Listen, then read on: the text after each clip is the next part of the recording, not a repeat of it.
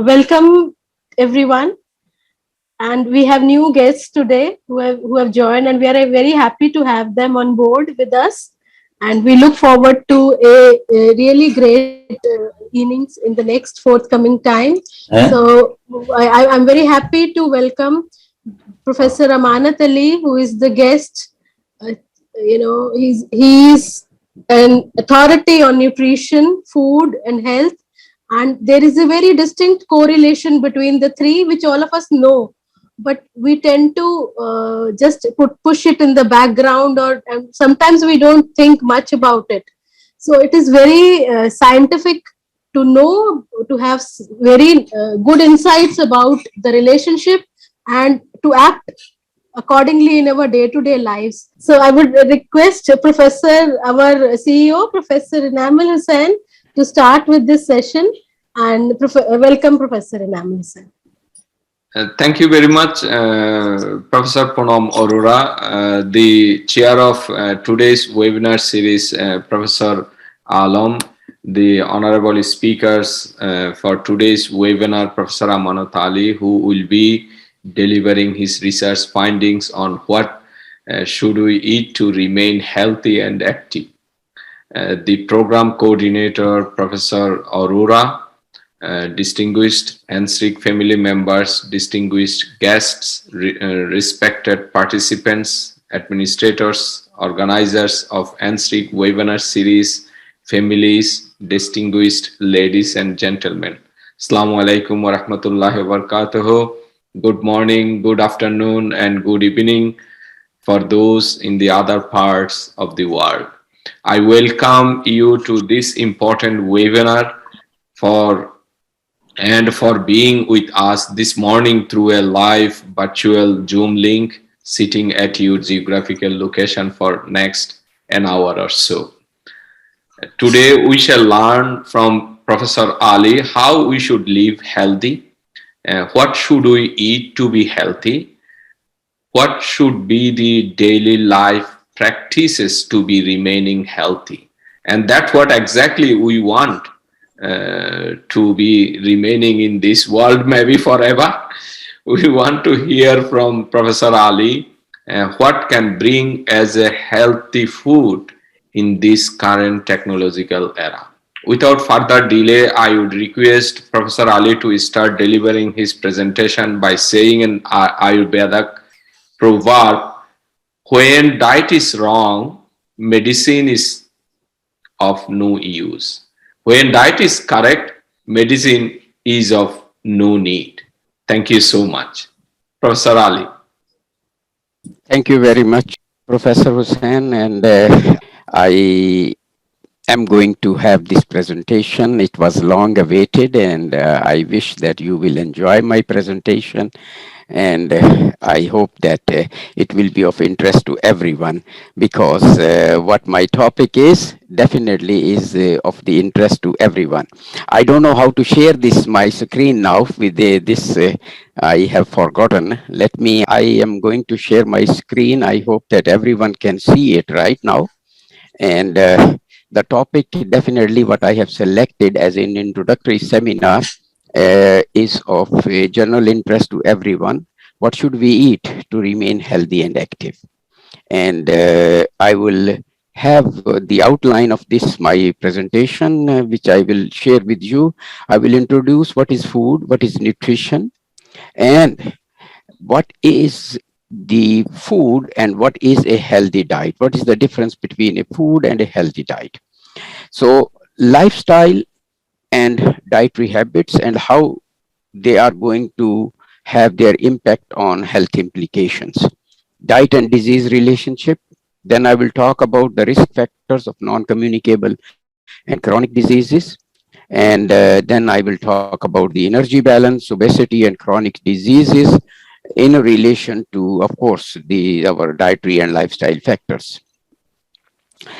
At the last step, I will talk about the strategies which you have to adopt in the prevention of obesity, diabetes, hypertension, cancer, and coronary heart disease. And then we'll make general recommendation about the healthy eating. So I will start with the saying from the Hippocrates that 2500 years ago said, let food be thy medicine and medicine be thy food. And also, then I will say the statement from the Ibn Sina that there are no incurable diseases, only the lack of will. It is by itself a very important topic currently in the scenario of COVID-19, how we can boost our immunity by only our determination and will. Of course, definitely by adopting the different dietary and lifestyle, healthy dietary and lifestyle factors. And then this second thing, which is say that there are no worthless herbs on only the lack of knowledge. We still don't know many of the properties of our foods, the herbs and other important foods, what they contain and what are their health benefits in that aspect. So what is food? Let us define about the food that it is any substance, medically we say, which the body can take in and digest and assimilate it, that will enable us to grow, stay alive, and maintain our health. Foods can come from various sources like plants, animals, insect, bacterial, and fungal origin, and provide the nutrients for the body's growth and maintenance. I will mention here that currently we are emphasizing a lot more on the insects, dried insects as a protein sources for the food. Food is culturally defined. Every culture defines the foods in its own way. What is considered a food in culture A may not be a food in culture B. I will give a simple example in that the pure vegan only eat the sources of food which are coming from the plant origins, whereas the other, they are eating all type of animal as well as the vegetable sources. Then there are people who eat actually only seafoods, some are selecting meat, and some people are of course eating meat but not of specific types of animals, the meat coming from the animals like pork they don't eat. And similarly also the animal is slaughtered and the meat processed in a proper way according to their religious beliefs and so on. So that means that every culture has a different definition of food, and it is defined according to the cultural associations. But the food contains actually, the food contains nutrients, it provides energy, it provides many different substances. And what are these nutrients which are contained in food? These are the chemical substances that are used by the body for its growth, repair, and maintenance, as well as to perform various other body functions to maintain the health. There are 6 main groups of nutrients. I will talk later on about this. In addition to these nutrients, the food contains also non-nutrients. These are called the chemical substances other than the 6 nutrients which are present in food, and these may have some physiological or other functions. They can be the phytochemicals, they are called as bioactive components, zoochemicals coming from the plants or from the animal food sources, and they are of great interest in nutrition as some of them act as antioxidants. Earlier days, we used to say about that some of these non-nutrients were acting as anti-nutritional factors. They were suppressing the digestive enzymes, they were suppressing the digestion and absorption of the nutrients, and we call them anti-nutrients. But nowadays, we are stressing them as a bioactive components which act as antioxidants and provides many physiological functions. The 6 main classes of nutrients are the carbohydrates, lipids, protein, vitamins, minerals, and water. The carbohydrates, lipids, and proteins are called the macronutrients because we consume them in large quantities. And definitely they provide us the energy and the building blocks for the body. Whereas the minerals and vitamins are termed as micronutrient because they are required only in minute quantities, and they function as a regulator of the body processes. So far, they are. The use and functions of these nutrients in the body occurs after they are digested, absorbed and assimilated by the bodies. Nutrients from the foods after digestion and absorption are converted into energy and to various other useful body parts, organs, and they perform many other important functions. I will have another webinar later on about the digestive physiology of these foods and how they are ingested, digested, assimilated, and excreted from the body. It's by itself a big topic on which we can talk definitely at some other time. The vitamin minerals. Everyone knows about the vitamins, about their activities, about the minerals, particularly these macro and micro minerals. We require 7 macro and 17 micro minerals. I will not individually talk on these minerals at this stage, but I will just say that they are important for the body so far. There are many other minerals for which we do not know what their exact functions in the body are. And definitely, some of the minerals, if they cross the limits of maximum limits of their intake, they can be also produce the adverse effect. There are 13 different vitamins in our diet, and these 13 vitamins, there are fat soluble vitamins, there are water soluble vitamins. We have 4 fat soluble vitamins, which we term them as vitamin A, D, E, and K. And there are 9 water-soluble vitamins, the B complex with 8 vitamins, and vitamin C, which of course they have got different functions. And at this stage, I'm not going to talk about it. Is another important topic on which we can talk later on by sometimes.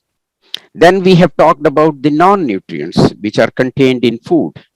Why do we term them phytochemicals? Because most of these non-nutrients, when they are coming from the plant sources, we call them phytochemicals.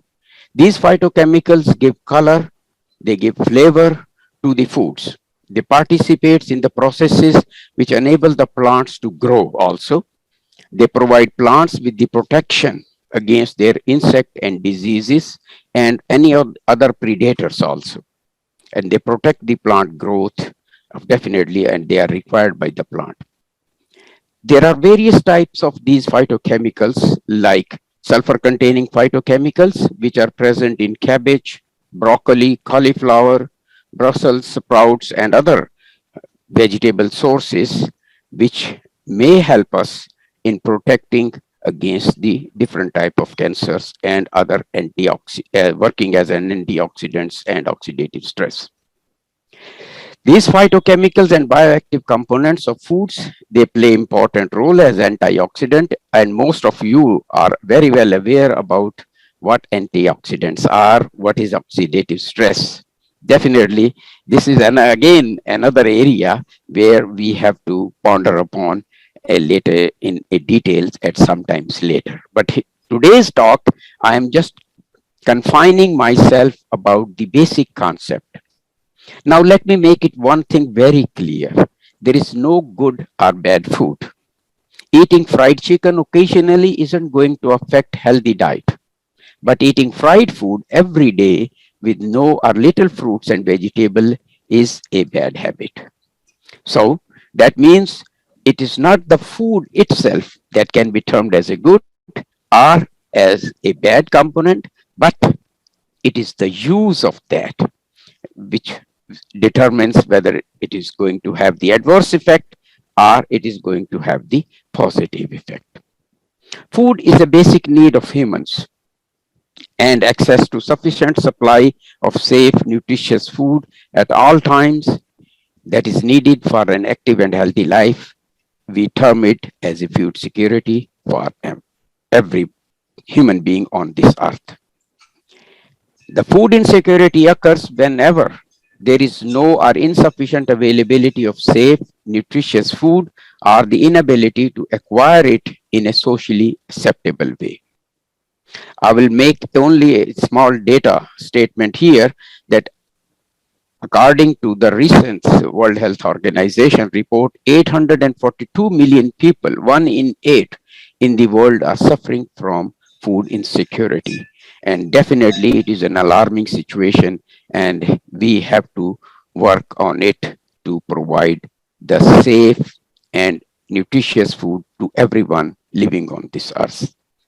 Now, I will come to my own topic of defining the nutrition. What is nutrition actually? Most of the people think that nutrition is just all about losing weight or gaining weight. And if you see on this cartoon, so you you are trying to lose weight. Ask us about your low calorie menus. We can help you with all your dietary concerns. It is not the right approach. The nutrition actually we define as study of nutrients in food and in the body and their relationship with health and disease. Or simply we can say that it is the study of human behavior in relation to food, how we select the food, what type of food we select, how we eat it, how we consume it, and how we definitely assimilate it. The nutrition answers the questions about your diet, your health, your eating behaviors, and so on. And this is not only losing weight. It is an applied science. Nutrition is comprised of many disciplines, and these overlapping disciplines, which constitute the science of nutrition, are generally, we say many, few of them: biochemistry, chemistry, clinical medicine, epidemiology, food science, genetic, immunology, molecular biology, nutritional anthropology, physiology, psychology, and sociology. And very recently, of course, with the introduction of the uh, artificial intelligence, of course, the computer sciences, bioinformatics, computational biology, cell biology, neurobiology, oncology, pathology, and pharmacology, they are all overlapping. Nutrition interacts with everyone, and definitely it's an applied science in terms of that.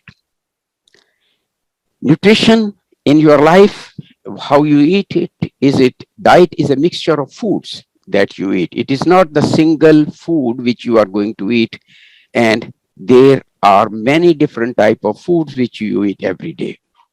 And there are two main aspects of your diet: what foods you eat and how much you eat. This is the most important. To lose or to maintain healthy weight, you need to pay attention on both these factors. What are you eating? How much you are eating? And that determines how you are going to maintain your body and your balance, or energy homeostasis. The quality of diet is definitely going to affect your health and the risk of developing chronic diseases. What are these chronic diseases? We will define it at a later stage. We say that it is the long lasting diseases which are not curable. Of course, we cannot cure them, but we have to live with them. Poor nutrition can result, of course, both inadequate or excessive levels of nutrient intake. If you are eating less, it is going to have malnutrition, or if you are going to have more, then you are going to increase the obesity and weight gain. For each nutrient, every individual has a range of optimal intake, everyone, that produces the best level for the cells and its body functions. If you go below or above these optimal intake ranges, then the associated impaired functions will appear. Either you will have a deficiency or you may have a toxicity of these nutrients in this way. So it is very important to, I will stress on that the nutrition starts from the very first day of pregnancy.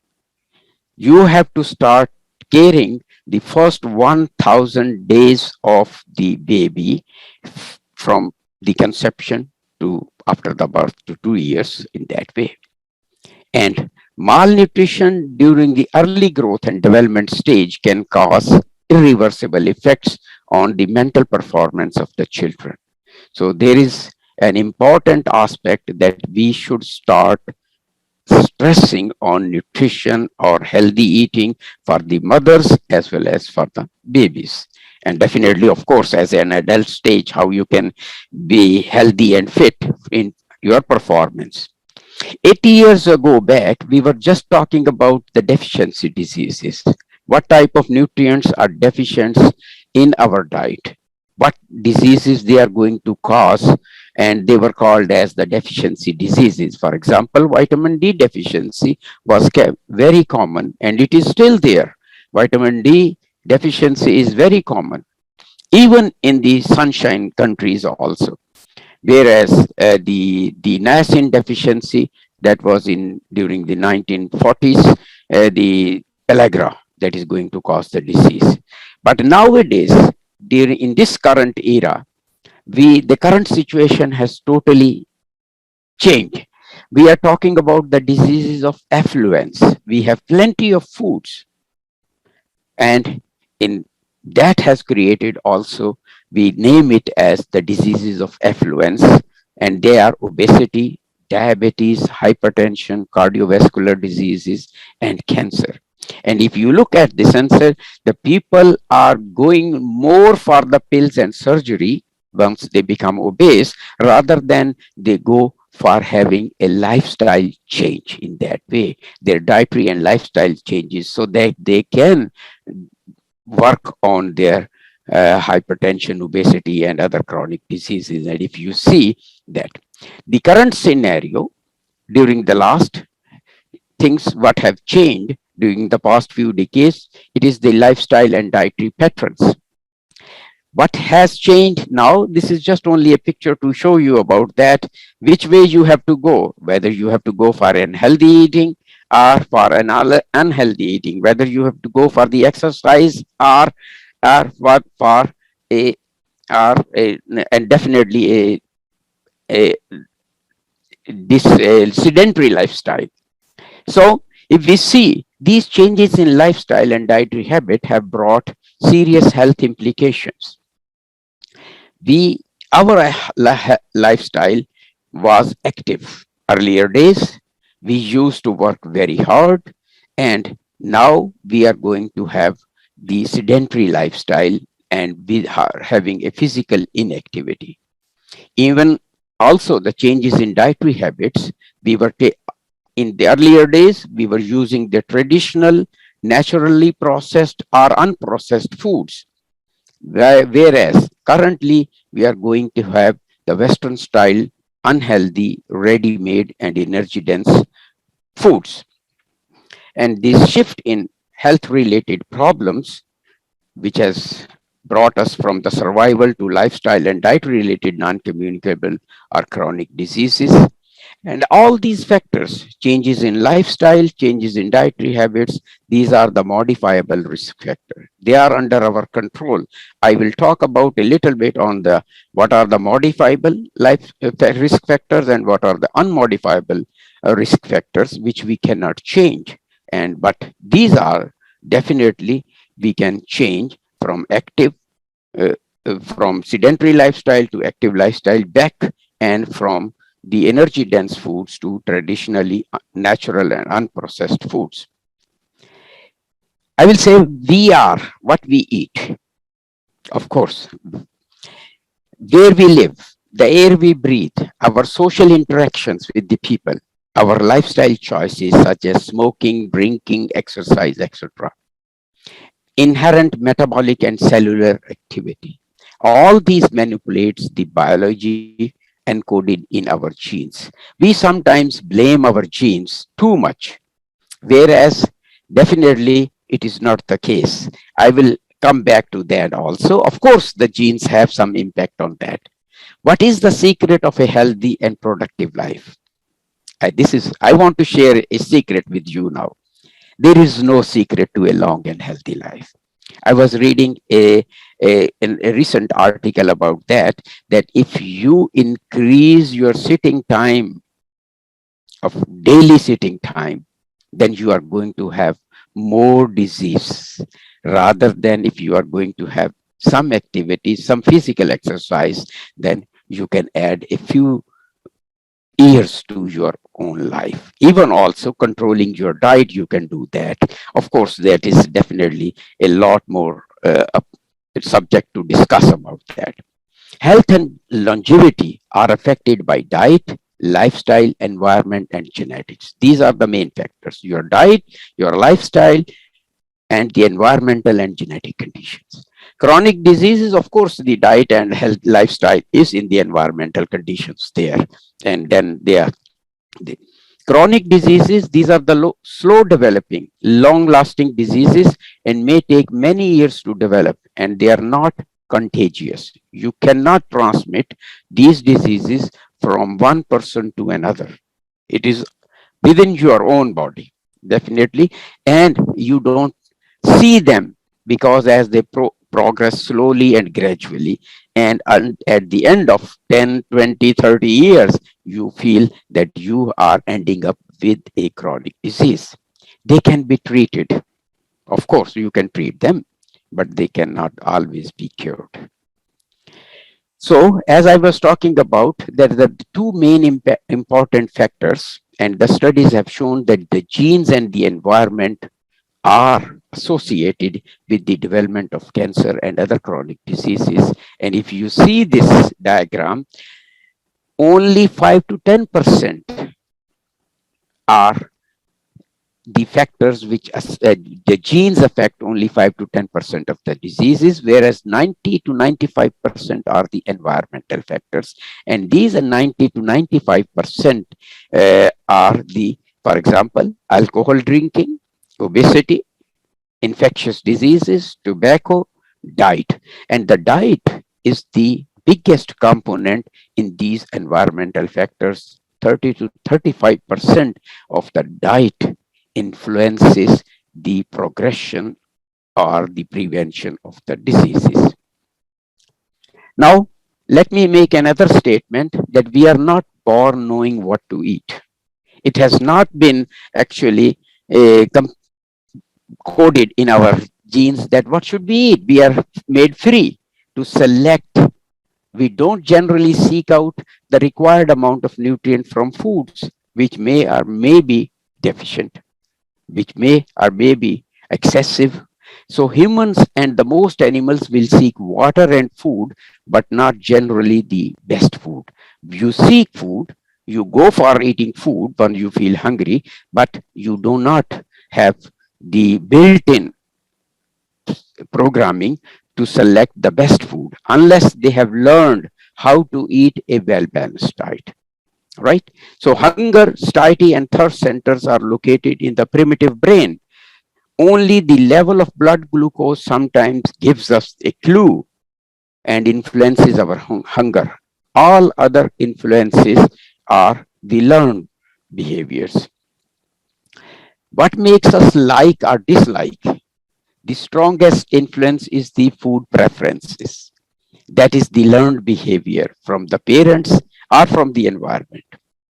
Food preferences are shaped by memory, and definitely these memories are based on your culture, food preferences, what type of food tastes you good, smell, texture, color of the food. In the first instance, you smell the food, you see its texture, you see its color, and then you taste it, and then you like it, and that build up your preference. Then second thing comes to the nutritional knowledge and beliefs. What do you know about that food? The practical consideration then comes for that. That means many of the people do not have the nutritional knowledge. They have certain beliefs, but not have the nutritional knowledge about selecting the foods. Then there are many practical consideration. It depends on how costly this food is, how conveniently you can have it, the level of hunger, how much you have, and health status. If you are hungry, you will eat anything which is available in front of you. But if you are not hungry and you have plenty of choice, definitely you will be very choosy in selecting the foods. The players sometimes also are associated with the memory of consuming the food. My elders have been eating this food and I am enjoying also the same food. My religious leaders have been eating these foods and I am enjoying this food. This food is not associated in their eating plan, so I am distancing it from them. So this is all about that liking, that makes liking or disliking about the food. We reject food sometimes based on the our experience, that sometimes that brings us discomfort, sense of guilt, and unpleasant memory. I have eaten some food in some times which has created diarrhea to me, which has created constipated to me, which has created headache to me, or it was not pleasant. I didn't feel comfortable after eating that food. I will avoid that food. So this is so.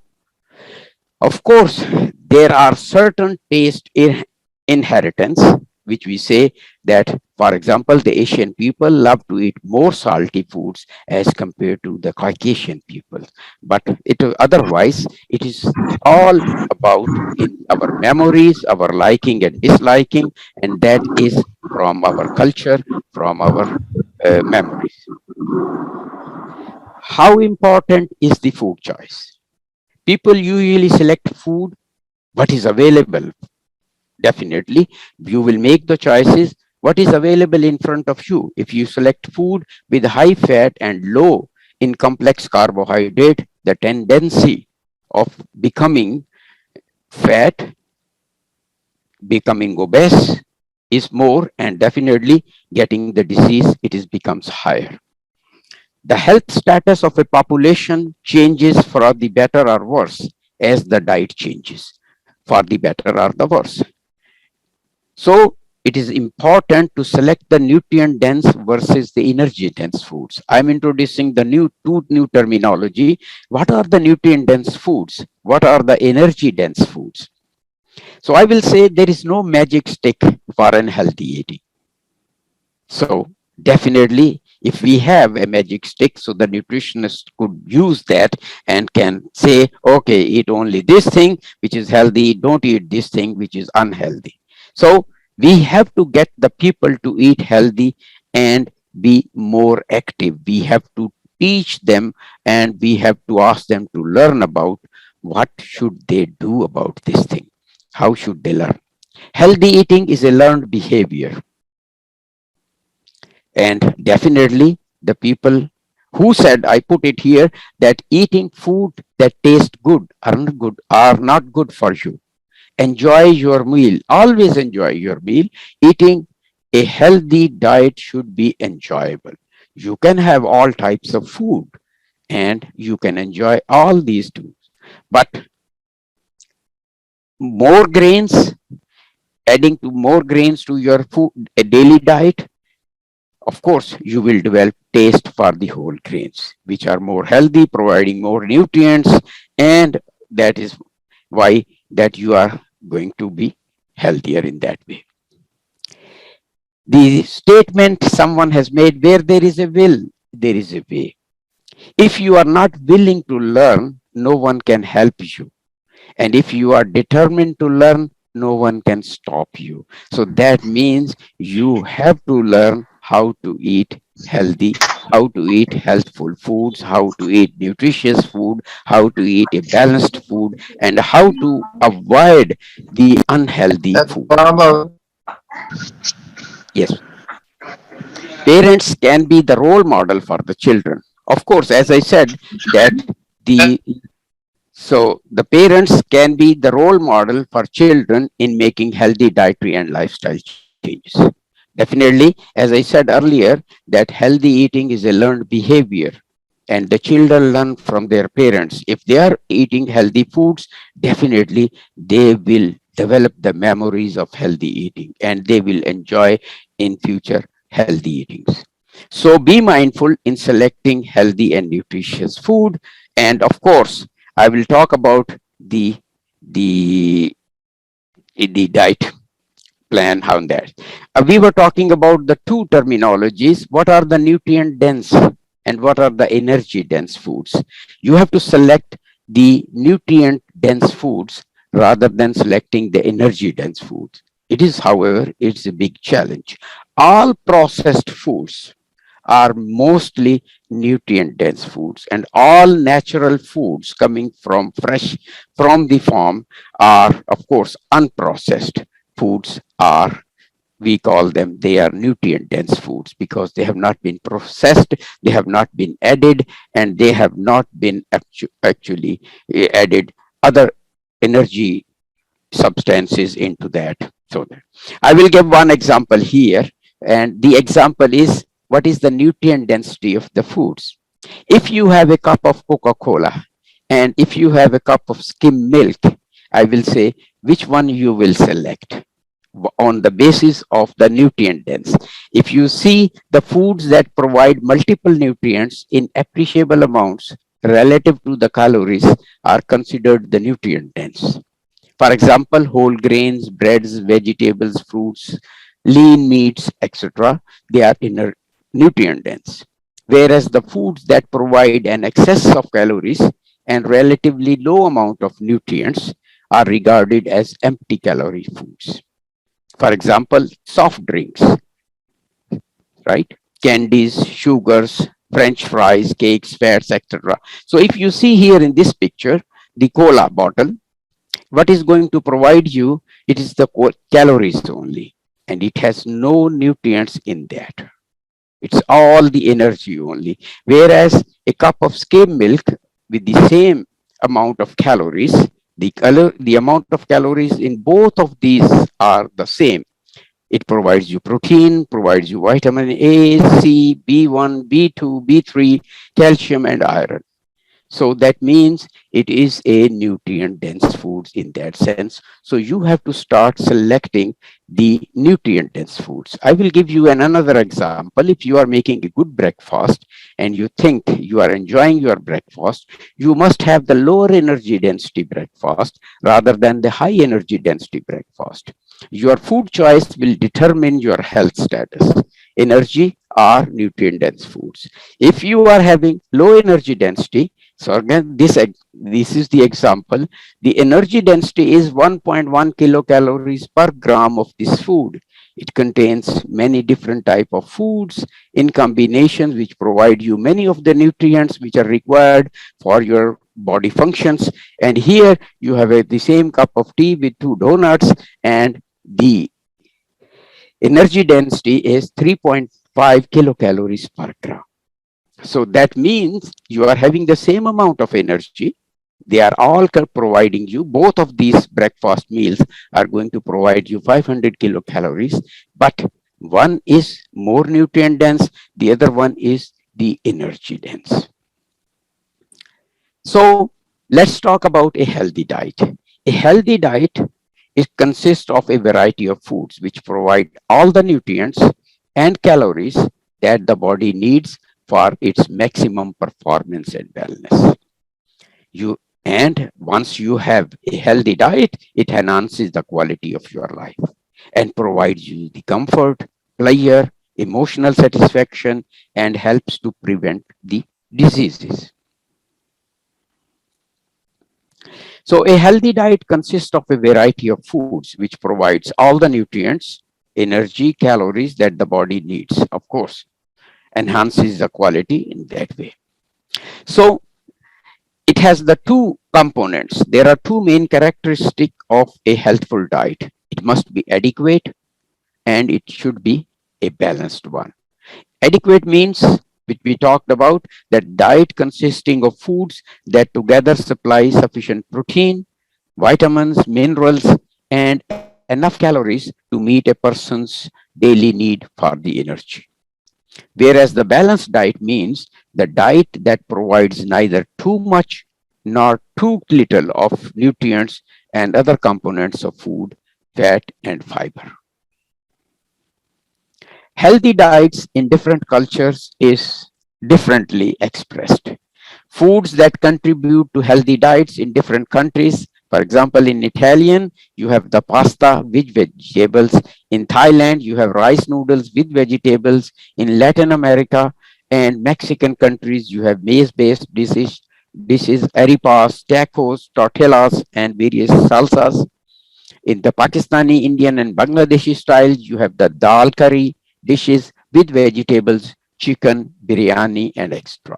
So every culture has tried to develop the healthy diets, and they are definitely popular, of course, sometimes. The preparation of healthy and nutritional meals, it is another big subject also. How should you prepare your food which remains healthy? Should you cook it too much? Should you cook it mild, or should you cook it? It's as our processes are, we keep on cooking and cooking hours and hours long for different types of foods, and some of the nutrients, particularly the vitamins, are lost in that way by during the cooking process. So the thing is that the preparation of the meals and the food is also a very important aspect, because during the preparation you add many flavors and many, of course, taste generating substances are produced. Healthy eating plate in Canada's food guide in 2021, the Canada has developed the food guide, and this food guide says that you should have the 4 portions of your plate, and 2 portions must have plenty of vegetables and fruit. One, eat protein foods. They may come also from the various sources, and definitely the 1 portion should contain whole grain foods. And make water your drink of choice. Earlier they were saying also the milk, but now they have put it with the water, replaced more and more water also. So this is here, you have to see that are you going to have a healthy eating plate according to Canada's Food Guide 2021, or you are eating in a different way. Anyway, always make better healthy food choices. You are free to choose, of course, but you are not free from the consequences of your choice. Your choice will determine what the consequences from that food you are going to have. Now it is a barbecue season. It is summer here, and everyone is barbecuing. It is another important topic on which I would like to have a different, how should you barbecue? How should you avoid the issues related to the production of toxic substances during the barbecue, how the smoke is going to affect your food quality, and what the consequences you can have if you are continuously eating the barbecue food, which is more burnt. It is well done, not the medium done, and of course in that way. So the choice is yours, but you have to get ready for the consequences. It is far about your choices in that way. If you are striving for a healthy weight, then you have to avoid energy dense and junk foods. All these foods, they are all energy dense foods. They provide you, for example, chips. You are going to eat more salt, more fat, more carbohydrates, more energy, and definitely you are avoiding many of the nutrients which are essential for your daily functions in that way. So you have to avoid empty calories. This is an important aspect. Once a while, maybe it's okay for the sake of enjoyment, but avoid the sugary drinks. They are not going to add anything other than the energy into your everyday diet. Be cautious. You are selecting enriched, fortified, and processed food. You may have many foods on the market. You have many foods on the shelves in a supermarket, which states, okay, these are the enriched and fortified with the additional or the nutrient loss during the processing, right? and added more nutrients into that.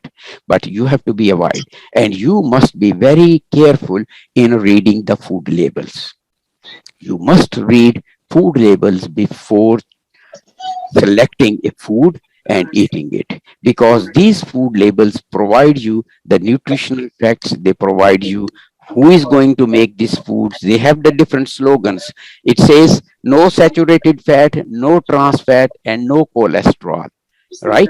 So but these health claims are associated with the general research which has been done in relation to saturated fat, which increase the cardiovascular diseases, trans fat, which are also associated with them, and no cholesterol for heart diseases. All right, these are, but it is not particularly for this very food product. Actually, you have to be careful in reading how much calories, how much fat, how much cholesterol, and how much carbohydrates are the sodium amount. These are percentage daily values which are provided. You must read your food labels by yourself in doing that. Weight management and physical activity together with healthy eating, these are the key to success for a decent health, right? So, as I said, a recent study has indicated that if you are sitting longer hours in a day, you are going to be susceptible to the chronic diseases. So, you must be very active. You must go out, must have some activities. And the components, of course, the water, which we talked, the sixth nutrient, which we say it is an essential nutrient for body functions. So consume enough of water. Always, even if you are not thirsty, you make your habit that you are going to have small quantities of waters at different intervals of the day, because without water, even the body cannot process the digested foods, right? It cannot assimilate the nutrient absorbed from the digested foods. So water is very important in all body functions, and you must consume enough water, and particularly in hot and weather, in hot and humid weather where you need it, even if you feel or don't feel that way. At the end, I will give you a general strategies how you can prevent obesity, diabetes, hypertension, cancer, and coronary heart disease. These are the general guidelines. You have to follow the dietary recommendations, and you should avoid smoking. Number one, you have to maintain healthy weight. This is the second thing. Increase your physical activity. All right. You use more nutrient dense versus the energy dense foods. Natural, unprocessed foods you should go. You have to eat more fruits and vegetable. I don't say that you should not eat red meat, but you should limit the consumption of red meat. Of course, you can have it, you can enjoy it, but you have a limit. Of course, the use of alcohol, it is always not, it is not good to have that. Less consumption of salty foods, because excessive sodium intake can give you a problem associated with hypertension. Drink water, coffee, or tea, and avoid the soft drink. Even if you are drinking coffee or tea, take it without sugar. Don't overeat and don't use supplement. Even if you are offered a big buffet, please have your selection for the healthy choices rather than unhealthy choices, and don't eat too much at one time. Use healthy plant oils in moderation. Of course, you can, and avoid the, so you can use healthy plant oils in moderation, NSRIC. So these are the general strategies which if you adopt, you can prevent yourself against the development of disease.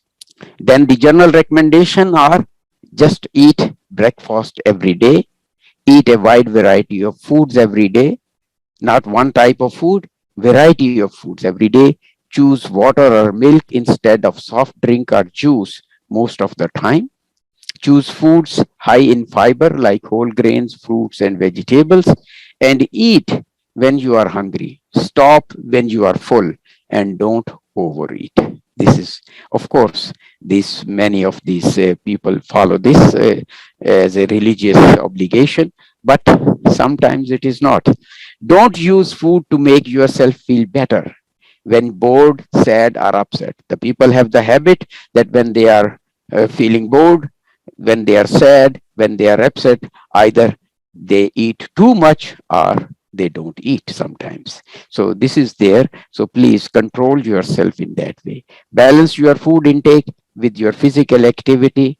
You must have a moderate intensity aerobic activity, minimum of 20 minutes daily or 150 minutes on the weekly basis. This is the minimum. Of course, that means that you have to try to get more and more activity in that aspect.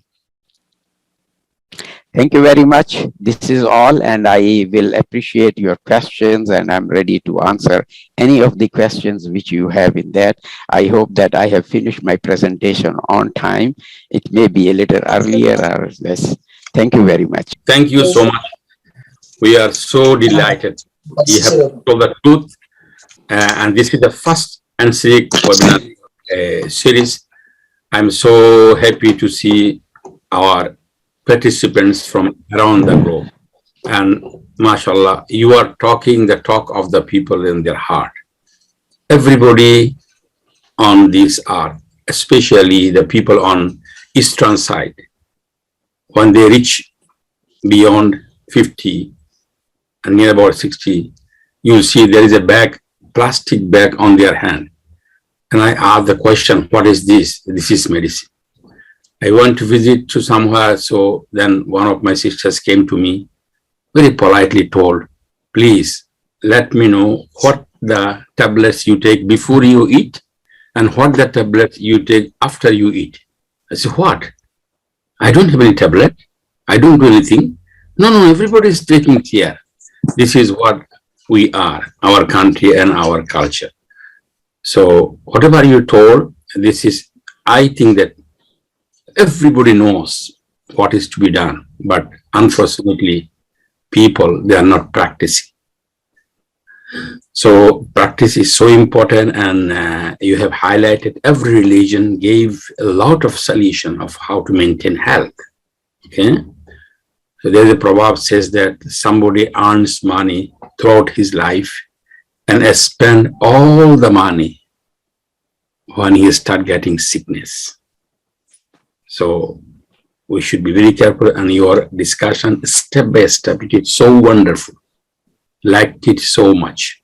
It is fixing with the religion, the culture, the theory of psychology and philosophy, everything. And I was all the time remembering why our Prophet Sallallahu Alaihi Wasallam told, divide your stomach 3 parts. 1 part is for food, 1 for water, 1 empty, so that we can breathe. Just to remind a story, someone is competition to eat sweetmeats. He ate so much, it came up to throat, and he is almost dying. The friends, relatives call a doctor. Doctor came, examined, and in his ear, whispering, can you please drink a little bit water? It will relieve you. He became so angry from this that he jumped. It will, if I would have a place to drink a little bit water, okay, I would drink another sweetmeat. So you see, that means they are not careful enough. And the way you gave wonderful the division of food, what we should eat, what should be on our table. I'm so happy. Now floor is open for asking questions, please. I'm very glad to see our participants, 23 participants from around the globe. I know you might be having question, so please ask question to our expert, who is, mashallah, I work with our dear brother more than 7 years, Sultan Qaboos University. He's a professor, a renowned professor, having so many publications, mashallah. And sometimes if I call, he start, that means heavy breathe. Then I get scared. Are you okay? Yes, I'm okay, but I'm walking. Subhanallah. So he's okay, but he's walking. That's why he's breathing like that.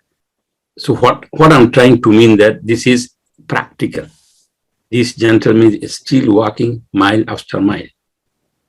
Allah bless you, give you a very long life to get the knowledge from you, how to live healthy on earth.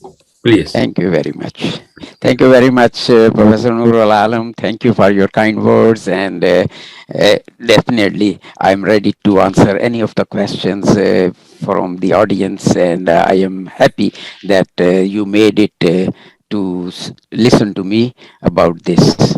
I was expecting that there may be many more people, but it is the first time I think the people, once they listen from word of mouth, then definitely the next seminar, they will join us.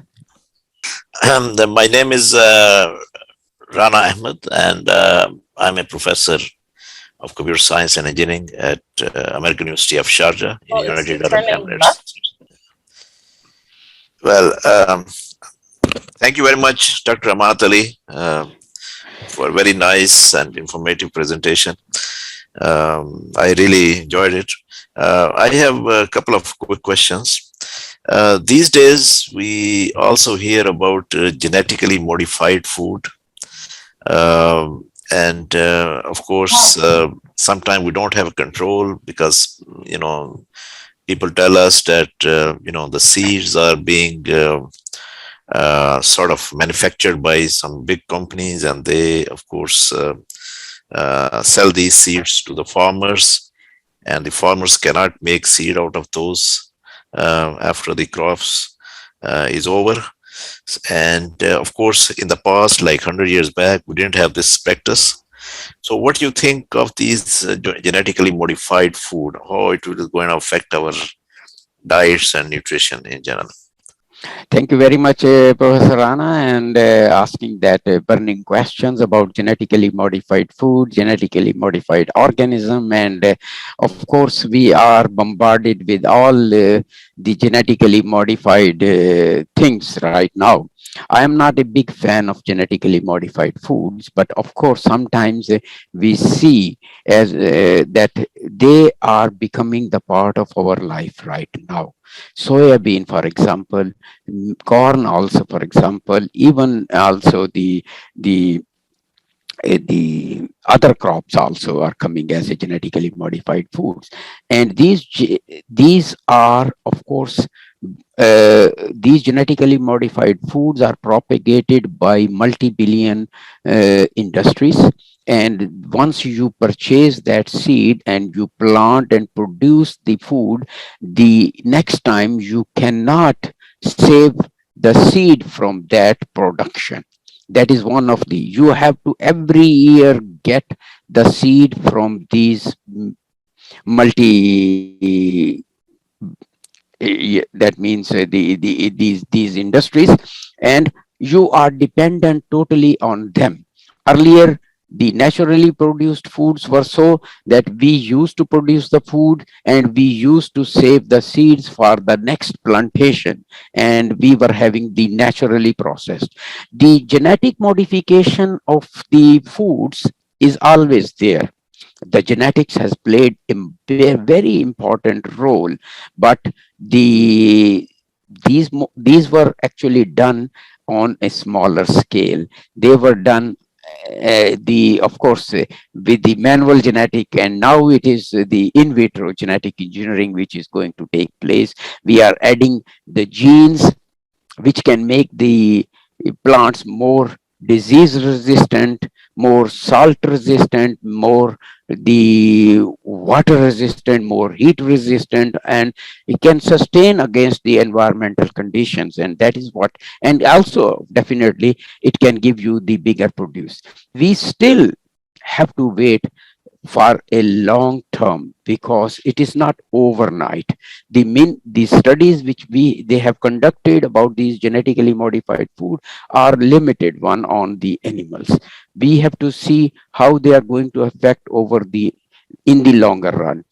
Chemically defined, the genetically modified food has no variability in their chemical composition and their nutritional value.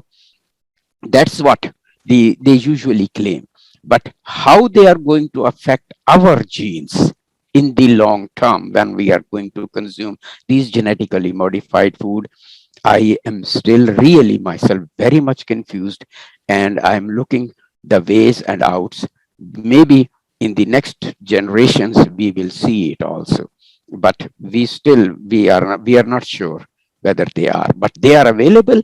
And of course, the only thing is that they have to label it that it is a genetically modified product which they are selling. The people have the choice whether they go and purchase it or not. So that has made them actually safer in terms of what we say from the regulatory parameters, I think. Otherwise, I'm not.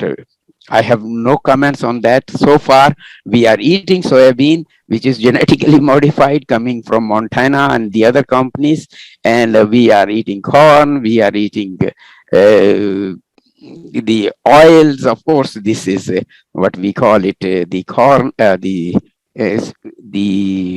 oil, but we are having the cooking oils also.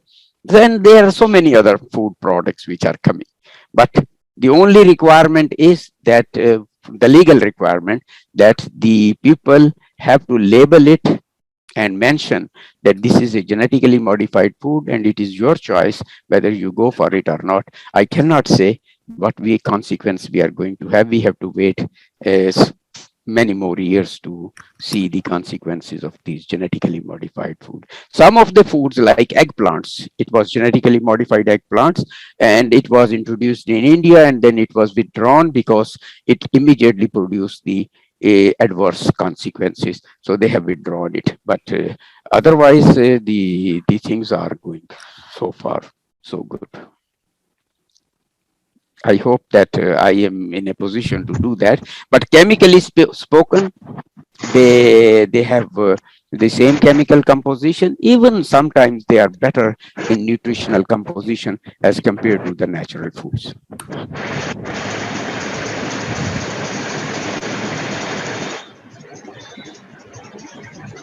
Okay, thank you. Thank you, sir.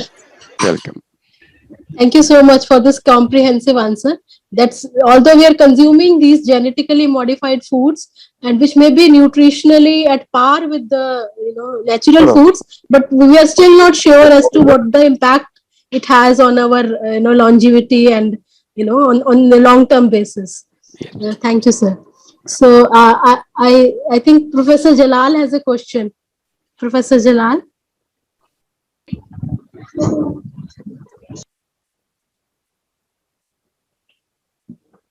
Okay. And any more questions, please? Yes, you can unmute, or on behalf of him, if he cannot unmute himself, he is asking. It's nice presentation. I have a question. How risk of canned food and processed food or frozen food? Meaning, what is the risk factor of different type of processed food, such as canned food or other type of, let's say, frozen food even, which we always store in our freezer? There are definitely, now I understand now that question also. That is, number one is the natural foods, and once the natural foods comes to your table, actually, it has gone through many of the processes. From farm, it is transported to the plants, and where it is processed, then it is processed according to, maybe it is processed in different ways. It is heat processing or mechanical processing or chemical processing. It can go also. Whereas the thing is that at every step, you are going to use certain parameters, certain type of preservatives to make it more and more available, or avoiding the deterioration of the food, or it is there. So once you are going to have the processing, maybe it is a heat processing and or cool processing, you are going to lose certain nutrients. So the best way is to consume the fresh food, but if not possible, then the frozen foods are the best options as compared to the processed food, which is coming to your table in a packed form, because there you have to add certain preservatives, and these preservatives definitely have their own impact. Although these preservatives are all very well regulated, and they never come in the such quantities that is going to harm, and the limit is very much controlled by them. And then you add also certain the other ingredients into that. For example, salt is added, sugar is added to that, and the processed food are mostly having containing more salt, more sugar for as a preservatives, and they are going to add to your problems associated with the intake of salt and sugars in your diet from the processed foods. So it is very, as I said as in my presentation, it is best to have the unprocessed natural fresh foods. If not possible, then frozen foods are, because they are less processed, they are not having added nutrients into that. And then you have to go, and if you read the labels for the processed food which is coming to your table in a packed form, that how much sodium extra you are going to consume, how much sugar you are extra going to consume, how much trans fat you are extra going to consume. So you have to look for that. So it's easy to say that definitely processed food should be avoided as much as possible, although we cannot avoid in this scenario, current scenario. So we have to limit our intake of processed food, in my opinion. Thank you, sir. Yeah. Yeah, Professor. Yes, sir. Yeah, what I'm trying to ask, you see, it's very sad. We cook for 4 hours and eat for 4 minutes. Yes. And in Europe, they cook for 1 hour and eat for 4 hours. So I remember that you will be highlighting that to me. I invited one guest at my house and my professor in Sweden when we were in PhD. So my wife cooked a lot of curries, and this gentleman from Bangladesh, whom I invited also, so he did not take lunch. He joined us. So he was waiting when we should start food. So then my supervisor, he's sitting with his children, and he's there, our guest from our country is there. So when we opened the eating ceremony, within 5 minutes time, he completely finished food. And then my supervisor asking, is he okay? In Swedish language. Is he okay or he's sick? He did not understand what asking. Actually, he is okay, but he might be very hungry. So I want you to give a little bit highlight. Eating food in such a way, how good for health, please. Yes, it's really a very big question which you have asked me about, that how should we cook the foods, and how much time we should spend on cooking it is there. Huh? Is it that the same? You are muted. Our family takes time to cook the food. Yes. Hours and hours. Hours and hours. Yes, of when course. When we sit to eat that food, we finish with 5 minutes. Yes. We eat so quickly. Yes. So that means a quick eater of food. How much good for health? That's what I'm asking. No. I think that you must take time to eat the food. If you are eating quick, of course, number one, you are not processing the food according to its requirement. You have to chew it properly. You have to masticate the food properly, and then swallow the foods slowly in small portions. So and definitely you have to have the foods, then it will be digested. Of course, if you are eating too quick, the enzymes which are responsible for the digestion of these foods and the other physiological fluids which are added to that food during the processing, mastication in the stomach, and the digestion process in the small intestine later on. So then it requires time. If you finish within few minutes, then it is, then you are not adding it proper, so you are not going to digest it proper.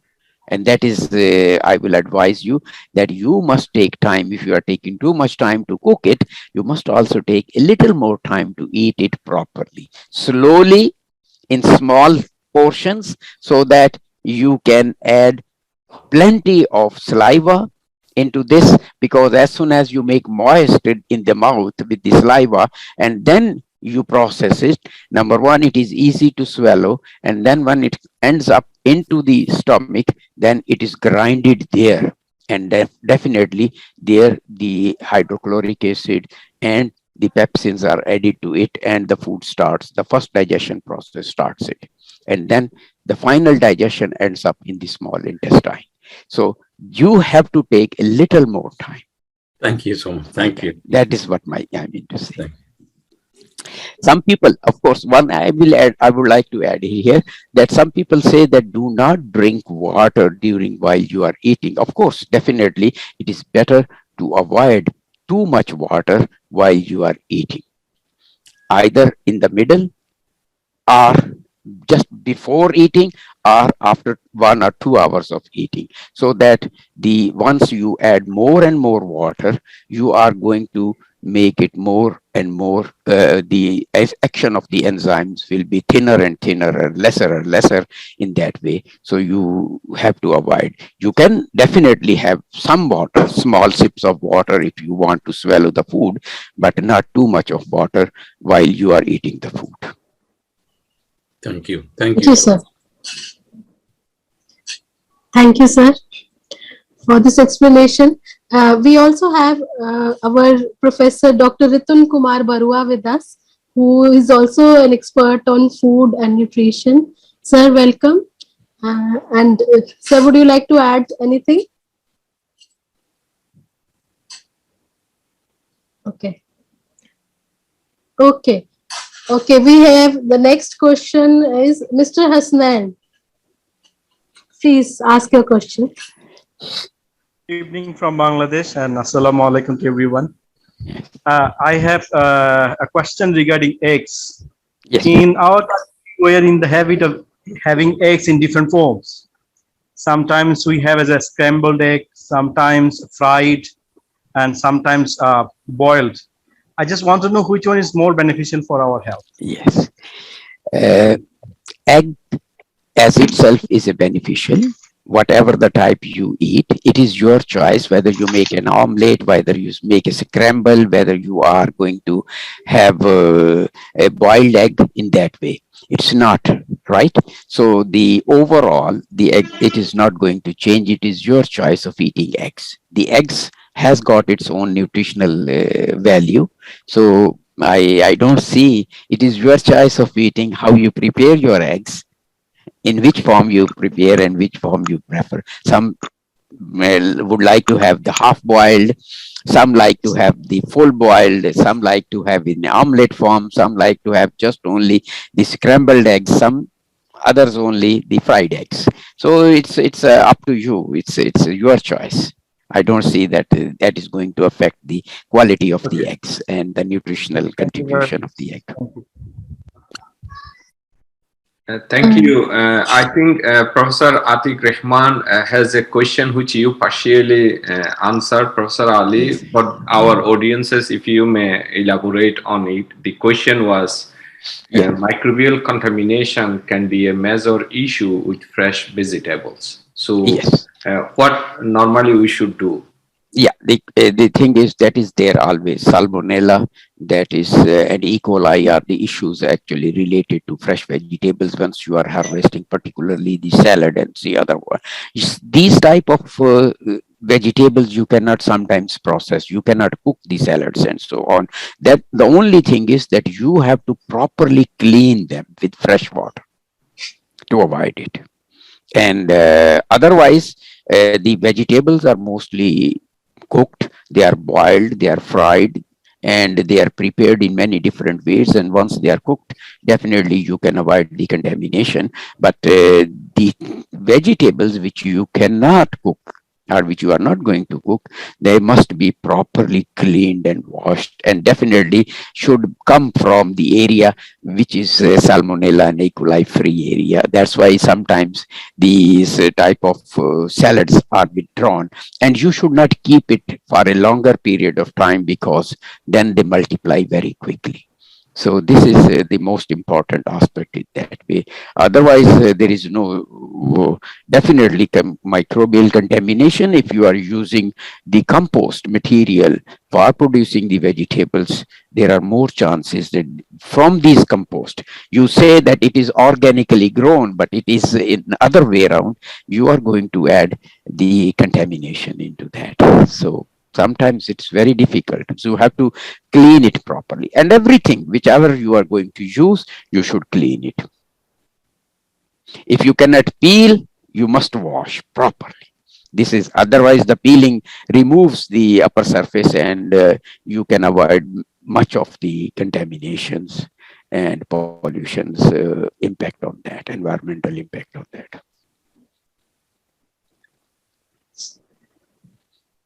Thank you, sir. Any other questions, please?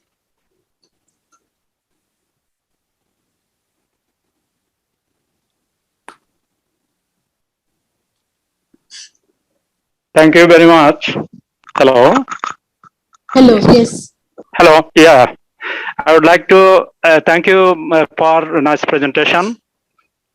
Thank you very much. I would like to, I would like to know about fasting, autophagy. What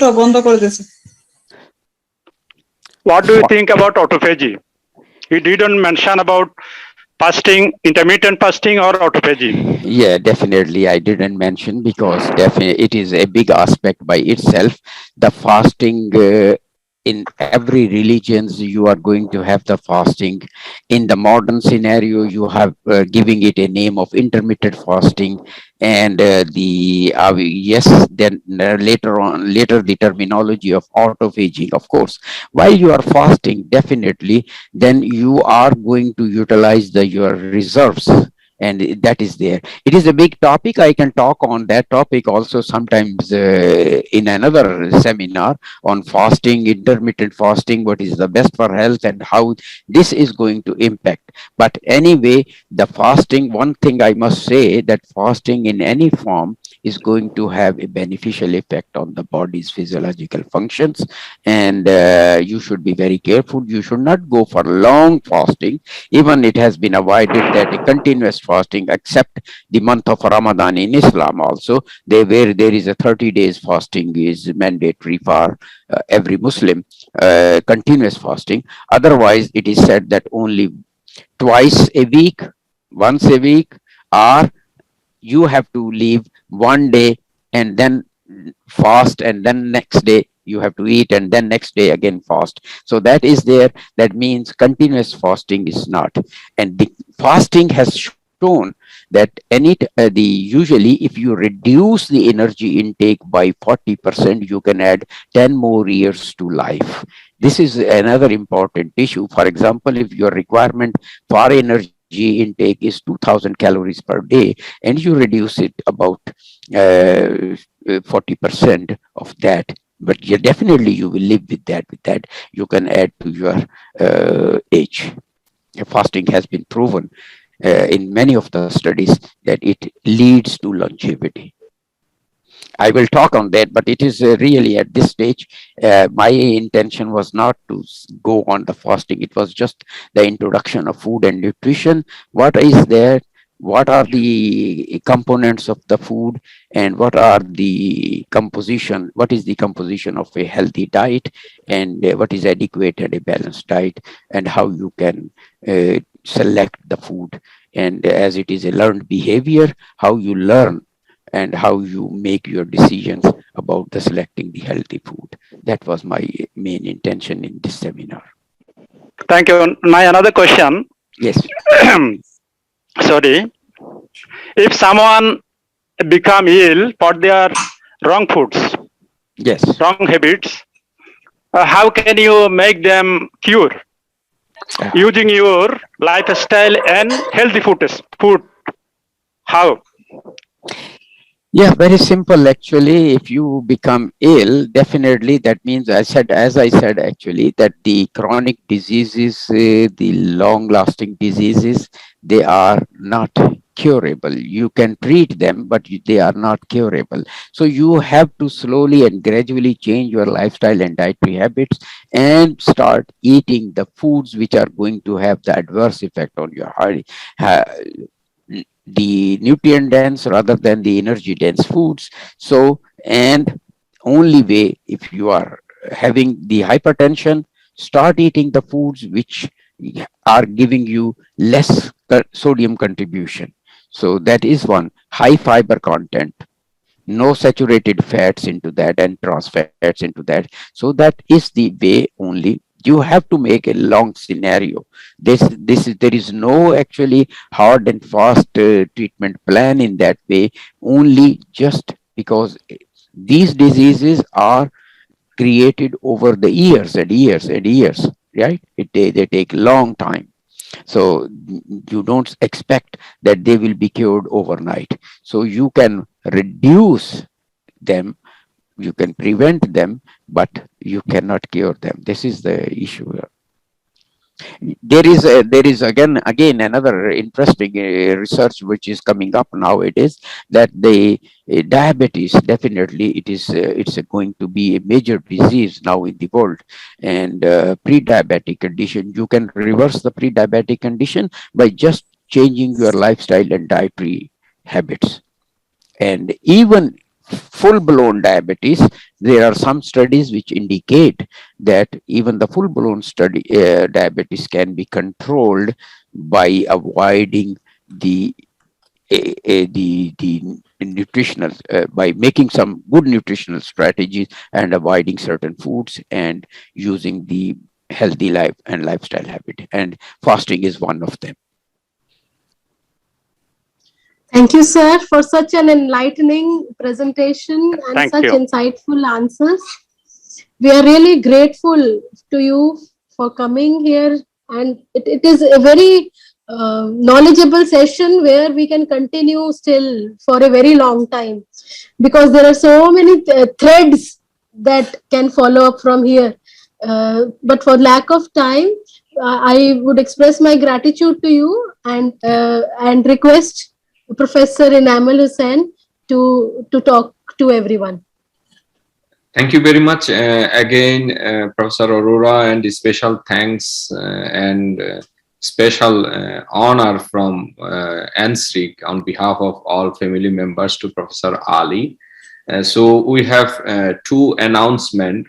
I would appreciate all the participants if you keep your eyes on our webinar series at NSRIC in our conference website. We have an upcoming webinar which is also very interesting, will be offered by our Vice President ADK Division, Acquisition Dissemination of Knowledge Division, Professor Wajid Khan. His webinar series would be on pain management on June 30th this month.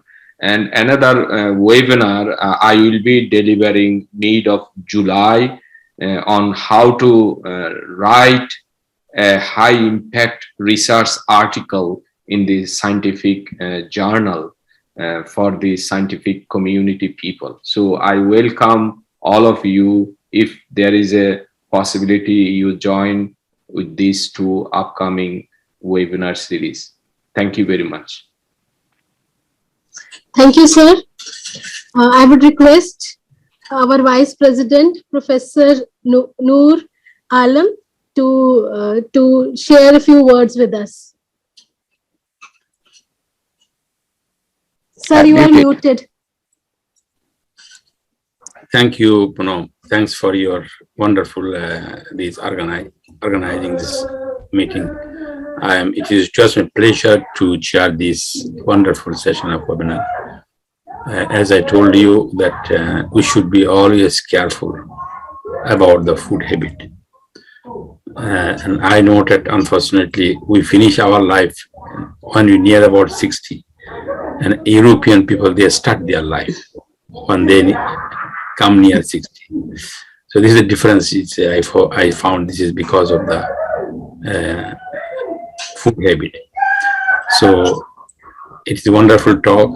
I appreciate each and every word that you talk to us. And I'm grateful that many of our loving ones attended and you listened. And if these important talks give benefit to your life, we thank God Almighty that we have attained something. So please take care and stay safe and take care of health. Thank you very much. With all these few words, I want to conclude our today's webinar. May God bless you. Thank you very much. Thank you very much, sir, for your motivating words. Your words are always an inspiration to all of us. And because they come from experience, we all benefit from them. I would express my gratitude to Professor Amanat Ali for joining us and giving such an insightful session. I would just reiterate what he has stated in the session for everybody's knowledge, understanding, and just maybe so that we can apply it in a better way. Sir, as you said, that there are so many herbs and we don't know about them much, but there is a herb for every disease that we should be able to use. And I think we will use our future follow-up sessions on particularly on specific subjects. And what you explained about antioxidants, bioactive components, and the quality of diet and lifestyle changes, and how chronic diseases can be treated but not cured. So we have to manage is really very revealing. And stress is also one of the factors which affects our diet and health. And how food, choices are influenced by our beliefs, but not the correct knowledge sometimes. So since we just keep on doing it on an unconscious level without actually scientifically applying our knowledge, although we have knowledge, but sometimes we don't apply it for making right food choices. So this is very important that you discussed, and how you discussed about nutrient dense foods and energy dense foods. We have to make the right choices. And you introduced nutritional anthropology, which was a new subject for me, and we will ask you in future sessions what it means actually. And you stated that frequency of food is important. What we eat once may not be important, but how we make habit out of it is very important. So that will decide our choices. You very profoundly explained the role of micronutrients in our diet choices, and there are some minerals that we do not know of.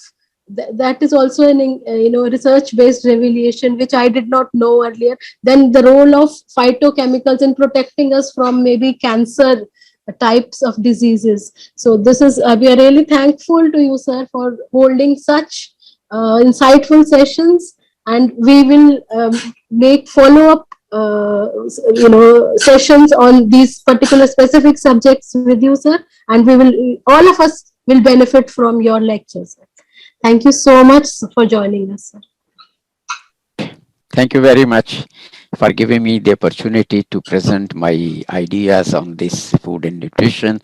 And inshallah, I hope that in future we will have more talks on the topic, and I will address the questions which has been raised during the discussion here and in the other webinars.